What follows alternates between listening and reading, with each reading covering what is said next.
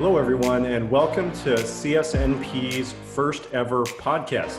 I'm your host, David Lee, based in Seattle, Washington, and I'm excited to bring you the first in an all-new series focusing on the lived stories of cybersecurity professionals and their perspectives on current events in the industry. I volunteer for CSNP's education team, and we're always on the lookout to feature new and interesting content for those of you who either work in the industry or have an interest in cybersecurity.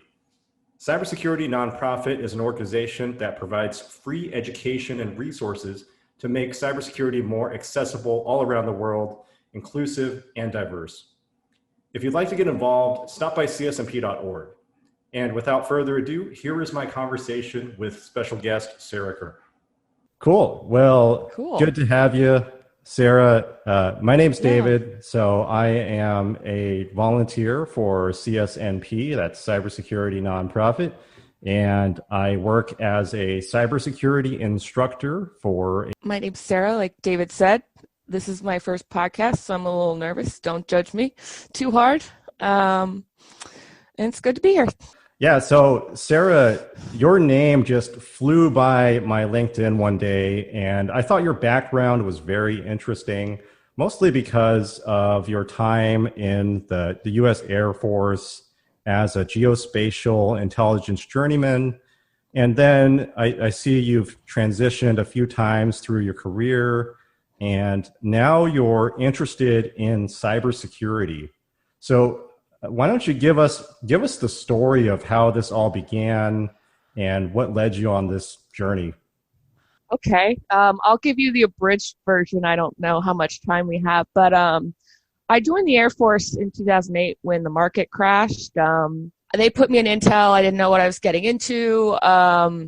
So I did that for 4 years. I did 2 years as a contractor at Fort Bragg, also working with special operations. That was amazing.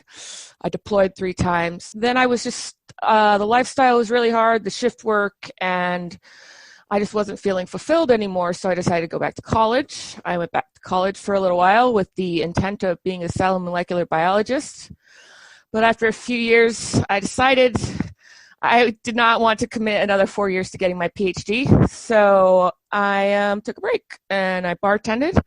And actually, I really love bartending. It's probably one of my favorite jobs I've ever had. I love interacting with people and the sales aspect and juggling 20 things at once. But it wasn't a sustainable lifestyle. And my friend Bobby from the Air Force and a contractor, a mentor of mine, he started pinging me, Sarah, you should come to this boot camp that I'm going to. Sarah. I'm like, Bobby, I'm not really into computers that much. And I mean, it's true. Like I'm not, I'm competent with them. I'm good, I guess. Hard for me to say that sometimes. But I'm not interested. But then he started telling me a little bit more about it and about how it overlaps so much with my intel background from the Air Force. And the more I learned about it, the more interesting it became. So I picked up and moved to Denver, Colorado in December. My boot camp started the day Colorado locked down for COVID. That was a shock for sure.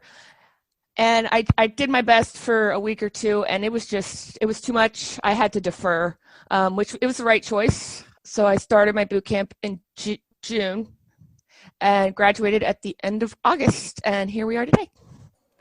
So you're at this point in life where, you're a prior service veteran of the Air Force. So you've got that under your belt and you're in the service industry and you make this decision or you have this sense of, I need to make a change. I need to head into a new direction in my life.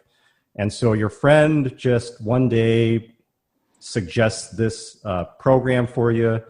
And I guess, how did that conversation even begin? And what was that like? And what made you take the dive to this kind of program? Bobby, we catch up every once in a while. And I was talking about how I was bartending and, having to work till 4:00 in the morning on your feet for 8 hours at a time, 10, sometimes more. Holiday weekends, I've done 36-hour shifts before. And I'm not in my 20s anymore. Well, I'm 33. I'm getting too old for that stuff, Bobby, he knew this. We talked about this. So he's like, just come to this program that I'm doing. I think you'd be great at it, because he knows what my skill set was, because he did the same thing. And he kind of harassed me about it a little bit. I was not feeling it really. So I did some research though, and I kind of saw how some of the threat analysis and pattern recognition skills overlapped, and it piqued my curiosity. And then of course the skills shortage in cybersecurity, the abundance of jobs, was very appealing. And I just decided to take the leap and just do it. That's something that I've heard from my own students in my cyber boot camp. Is there's that point where they want something to change. They want to make this huge change, and it's really just this big leap of faith that they have to take, and they just go, you know what, let's do this. Let's devote this chunk of my life, because this could really shake things up in a good way for me. And I think that kind of bravery is just commendable. Thank you. To really just commit yourself that hard to something, to an intensive program like these cyber boot camps tend to be. That's a massive commitment. How did your life change just going into the program compared to before? What sacrifices did you make? Wow. Yeah, I mean, that's kind of the way I tend to do things. When I set my mind to something, I'm all in, 110%. Let's do this thing. How did my life change? I picked up my whole life and moved from Florida to Denver, Colorado. I didn't have a job lined up. I was staying with Bobby for the first couple weeks, so I stayed in Airbnb, and I ultimately ended up renting a house or a room from a guy in his house. So it's a huge change from living on my own in Florida to renting a room out in some guy's house in Denver, Colorado. And then, of course, I lost my job as when I was catering in Denver because of COVID. And I haven't been jobless in, I don't remember the last time. I always had something, and it was intense. I've learned a lot for sure. That's what really is interesting about your story, is all these things in your life were really hectic. You were in flux, headed from one place to another. You made these big leaps of faith in your life. These were conscious decisions, and you get to Denver, you get this job going to get yourself on your feet, and then COVID hits, right? And you mentioned that you started this boot camp program basically when COVID hit. Is that right? So March 16th, I believe it was. It was Monday. I had gotten laid off the prior Wednesday. I was catering at Twilio, actually, company I'm going after, if anyone's listening. So I got laid off that Wednesday. Classes started Monday. COVID was all over the news, of course. So it was a concern.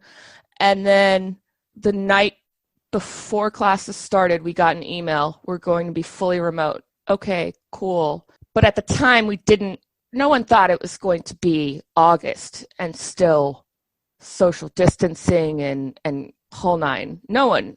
For sure. It's going to be a couple weeks. We'll be back in the school building, maybe May, end of April, best. So, sure. Yeah. Yeah, I went through a similar, yeah, exactly. My experience was, I had transitioned into cyber education, right? Basically, it felt like the day of the shutdown as well. So that's something Wow. I relate to you incredibly on that point. And I think a lot of folks do as well, because we all had our career ambitions, and we all had things that were already difficult enough before this massive 2020 shutdown. warped everything. On my end, I had to switch completely into fully remote education. And it sounds like that's the experience you went through as this boot camp student. And the program you went through was 12 weeks of your life, 480 hours. And gosh, that's a lot of time. So that 480 hour estimate, that is just in class time. That is not all the hours after. I would say I don't think I put in a day less than 10 hours in that 12 weeks. Most of them were 12 hours plus, just hitting it hard, studying, struggling with my VM. Oh man. Yeah, I can relate to you there. VMs crashing are what a hassle. It was intense. It was I told myself throughout this, I've been to war 3 times. If I can do that, I can do 12 weeks of this boot camp. But that being said, this was one of the hardest things I've ever done in my whole life. Yeah, my students have said similar things. I had one student share with me that in our cyber program, one night there was this lab that was so incredibly challenging that when she completed it, that she was just about as happy as the day she got married, which I thought was absolutely hilarious. Yeah. And just a testament to how incredibly challenging these programs tend to be, because you can't fake your way through, because these are technical disciplines, and anyone who's either going through something like this or has been through any kind of technical training, you know that technology is just black and white. It either works or it doesn't. And that's something that's really hard for some people to get used to. Yeah, and it's funny you mentioned the excitement that your students felt, because I was living with my best friend at the time. So I'd be jamming away on a lab and I'd get something right, and I'd run out to the living room and be like, Rachel, I got it to work. And I would try to explain it to her a little bit. And because my knowledge base wasn't there yet, she'd be like, I have no idea what you're talking about, but I'm super proud of you. That's such like a human experience that's like universal. Like the harder something is and the more badly you want it, like when you finally like get over that hump, that's one of the best feelings in the world, because it just means that much more to you than something that's just handed to you or something that's easy to do. And there's that quote that says, like, if this was easy, everybody would be doing it, right? Like if cyber was an easy job, then there would not be a talent shortage. There would not be all these problems that we're seeing in the industry. You know, everything would be perfectly staffed, hunky-dory, right? We wouldn't have any security issues ever, right? Yeah. So we're in this crazy time where our whole world just rushed into all of these new technologies. And there's been voices out there that have warned us, hey, this stuff you need to protect this stuff. You need to watch this stuff. Some of the voices out there, like Elon Musk, for example, has been warning folks about kind of this dark side of technology. But, you know, we just have this habit as the human race to just, once we have something, we're too used to it. And we don't ever want to let it go. And it just becomes normalized. Right? See, yeah, and I've always been aware. Well, I did information security as an intelligence analyst, obviously dealing with classified information. You're familiar with security procedures, and I wasn't necessarily on the cyber side of it, but OPSEC, things of that nature. But I didn't really realize what the state of cybersecurity was, and I'm still learning, so I don't know if anyone can fully grasp our full situation. But I was really shocked at some of the holes, I guess, in our security and the ways in which our systems can be exploited against us. But I take the viewpoint of it's in our lives, it's here to stay, we're dependent on it now. I think it's up to us as cybersecurity professionals to make cybersecurity work with people instead of against people. reduce that friction so that security becomes easy for people and easy to understand, easy to execute, all that. Yeah, that's something we've been working on at CSNP for some time, is kind of democratizing the cost of education, the barriers to education, and really making this industry just something that's more accessible to people who want to do this, who want to learn about it. And I think that's a process. That's not something that happens overnight. No, and I think that it's great that we're focusing on bringing diversity, more women, more people of color into tech, because and people from different career backgrounds, because I know that I wouldn't have the communication skills I have today without all that bartending. You know, I wouldn't have the mental fortitude I have today without, you know, my time in the Air Force. So I think it's important to recruit people from diverse backgrounds because it just enriches our knowledge base and it's only going to make us better. So we need to reduce those barriers to entry. You know, speaking of that, I know there's lots of veterans, prior servicemen out there that are either exiting service or they're looking at a career change post-COVID. And, you know, they have that discipline, they have that mental fortitude that you build up in the military. And what do you, from your perspective, what would you tell people that are on the outside looking in and they're not sure if this whole security gig is for them? What's been your experience like just going through, like, given you who you are? I still wasn't sure it was the thing for me the day class started. I've kind of learned where my place could be and the skills that I'd be good at. So we'll see how that pans out. But I think that it requires a broad skill set. So you probably have some skills that are needed already, and you don't realize it. So, and it's really easy for us to be very critical of ourselves. I know I'm super guilty of that. So have some faith in yourself, you know, and then just go check it out. There are plenty of platforms where you can take free classes online if you just want to test the waters, or there are so many boot camps out there with resources to help you get started. Just dive right in. Just do it. Yeah, I think that's great advice. You know, there's even things like capture the flag events. If you have an interest in, you know, offensive security, the so-called hacking that everybody thinks of when they think of cyber. Yeah. I know. Yep. Exactly. The pounding the on hoodie, the keyboard. Yeah. The no lights. Yeah. Mm-hmm. Socially inept.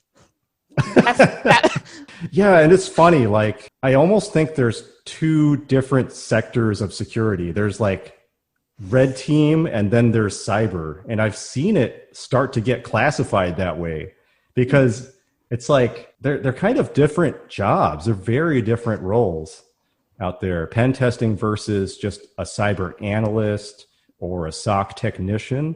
It's a different thing. For sure. Yeah, for sure. And yeah. I took the cybersecurity analytics course because obviously I'm an intelligence analyst. By trader I was. I identify as an intelligence analyst. It's just in my brain to analyze things, sometimes to an extreme degree. So pen testing would not be me, but the analysis is where it's at for me. It's so fascinating. Well, you never know. Maybe you'll get bored with what you're doing and branch out into red team someday. Never know. Yeah, it's funny. I started realizing that lots of folks were they wanted to learn about the industry. They wanted to volunteer, but the internet's this big, crazy place. And so I actually made a list on my GitHub of like security groups that accept volunteers because it's kind of overwhelming looking on the outside in. It really is. And that's super cool. That's a great idea. I need to get on my GitHub. Get on that GitHub. Oh, yeah. I haven't filled it up yet. Oh gosh. GitHub's fantastic because you get to show your real skills. Like you get to prove that you know a language, that you can build a tool, and it's just underrated.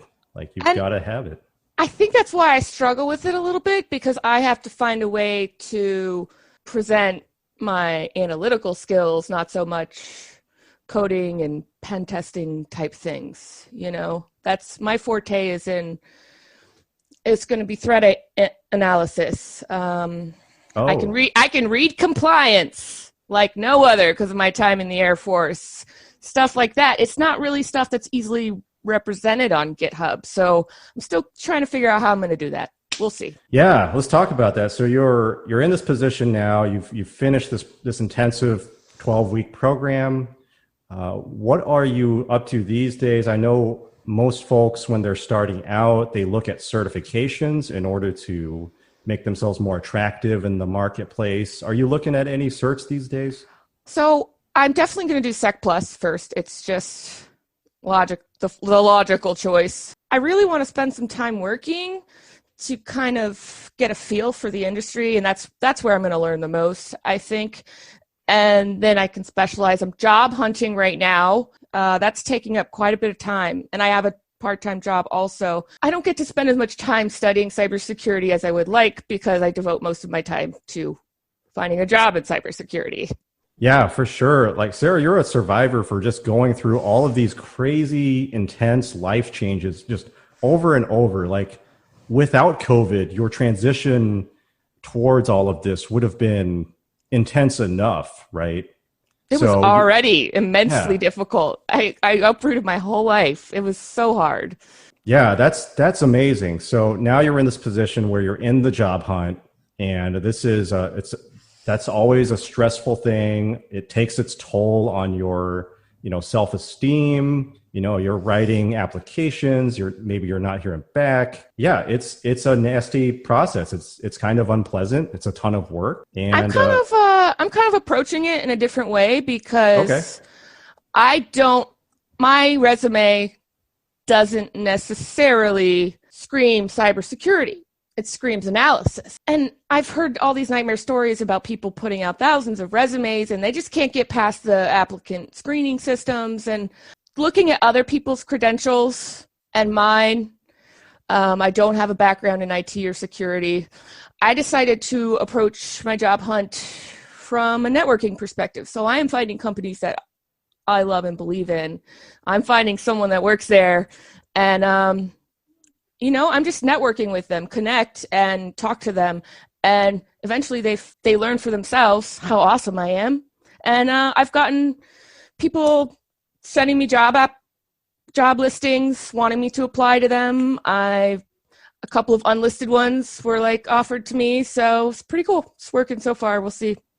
I think that's a smart strategy because we ran into each other through CSNP. You had just joined as a member, and you had popped onto the Slack. You introduced yourself, and I saw your background on LinkedIn, and I thought, gosh, that's an interesting background, and I just really relate to that because lots of my students are also veterans, and they're just devoting this huge chunk of their time and life into this endeavor. That's just so big, right? Like it's a huge deal to just basically put your life on pause, essentially, and put all of your energy into this crazy new thing. Hats off, I think, to all of the cyber bootcamp students everywhere and to all of the job seekers out there.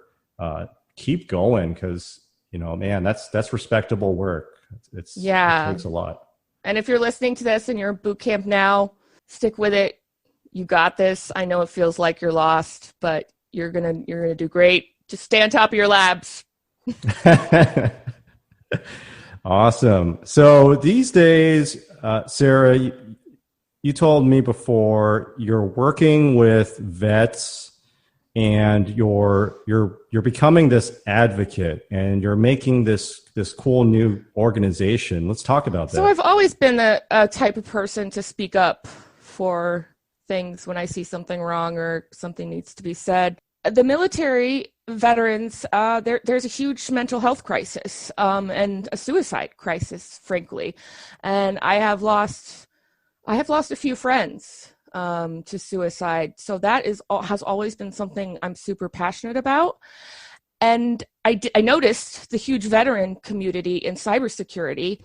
And not only is the cybersecurity community as a whole so welcoming and just wants to help you learn and network and find a job, but to layer the brotherhood, the fraternity of veteran on top of it, they welcome me with open arms, and I just want to give back. So, and I know most of them are men, because veterans are majority men, and men have problems talking about their feelings, and I can kind of relate to that. So it was September 11th. I woke up feeling, it's just a weird day for veterans usually. Like, it causes a lot of feelings. So I knew if I was feeling it, that other people were probably feeling it too. So it's like, hey guys, let's just do a Zoom meeting and talk about our feelings, because I'm feeling weird today. Anyone else feeling weird today? And sure enough, and there was about 5 of us in the first Zoom meeting, and I went into it knowing that I wanted to really talk about our feelings and get some stuff off our chests, because I think, especially for men, they repress their emotions a lot and don't talk about things.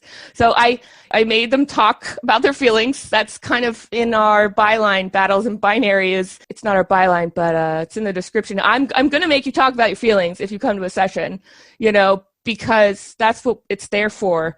And it's hard, but it's necessary. So, and yeah, I can't say that's my first thing I want to do in the morning is, gosh, get my cup of coffee and talk about my feelings today. Yeah. That's not the... So we do it every other Friday, and it is, we all kind of like a happy hour, drinking not required, but I try to make it like a fun hangout sesh, like hang out with each other. And it's been fun. We have our next session tomorrow. It's going to be our 3rd session. Our 2nd session, I doubled our attendance, so hopefully 3rd session attendance is good too. We'll see how it goes. I think you're onto something there, Sarah, because when you exit the military, you lose that fraternity, right? That sense of the person next to you has got your back. And I think it's important for transitioning veterans to continue that somehow, right? Exactly. To feel like they're a part of something.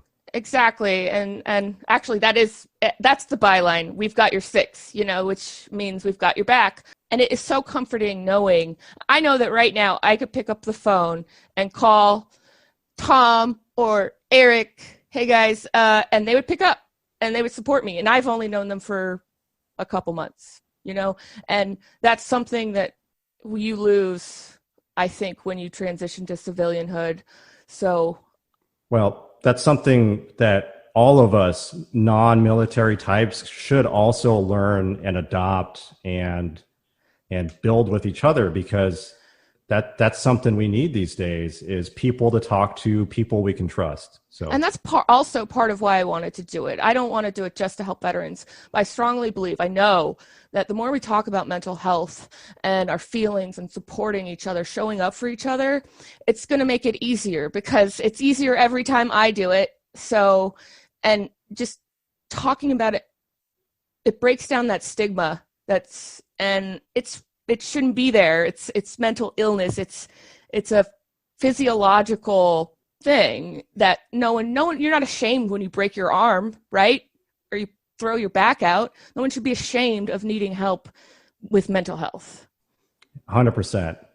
That's awesome. So yeah, I'd say keep that up, Sarah. You're onto something with that group. And I am really glad that there's people like you out there that are just taking the initiative and just going out there and putting events like that together and building that camaraderie. I think that's really cool.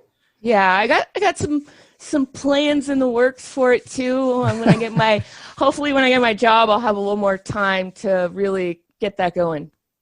Oh man. Yeah. Take notes, everybody. If you don't have dreams that are this big, got to put something together. Get yourself out there and do things you care about. That's important. And I think I never would have been doing this if I hadn't just dove right into cybersecurity. And while it was one of the hardest things in my life, I gained a sense of confidence that I don't think I would have. And if I can do that and all the other things I've done, I believe in myself, and that's not something I could necessarily say in the past. So, if you think you want to do something like this, you might surprise yourself and you might come out the other end. You're going to come out the end a stronger person, but, you might just believe in yourself a little bit more. Absolutely. I think that's the secret to all of this is like training in cyber. Sometimes it's not just about the computers. It's not just about the tech. It's about who you're going to be on the other side of it too. Oh, totally. I think that the biggest thing I got from it is learning how to think and how to ask the right questions. So not so much network protocols and firewalls and all that. More so asking the right question, being able to look at the problem and figure out a solution. That's amazing. So fantastic stuff, Sarah. I think we're about time. So if somebody wants to connect with you online, reach out to you, where do they go? So I am always available on LinkedIn. It's Sarah with an H at the end, and my last name is C as in Charlie, U-R-K. So I'm the only one. If there's anyone else, they're scammer. I'm the only Sarah Curk on earth. So it should be pretty easy to find me. Very cool. Well, thanks for joining me today, Sarah. It's so great to hear your story and your perspective, and super appreciate it. And just one more time, I'm David Lee. You can find me on LinkedIn, and I also volunteer for CSNP, cybersecurity nonprofit. And I think it's just happy coincidence that I happen to teach my own cyber boot camp. So I think it's really great that we were able to connect today, Sarah. So thanks so much. Yeah, thanks for having me and giving me a little bit of time to talk about my passion project, Battles in Binary. I appreciate it. Awesome. Great. Well, that's a wrap. All right. Thanks, Sarah. Cool. You're welcome.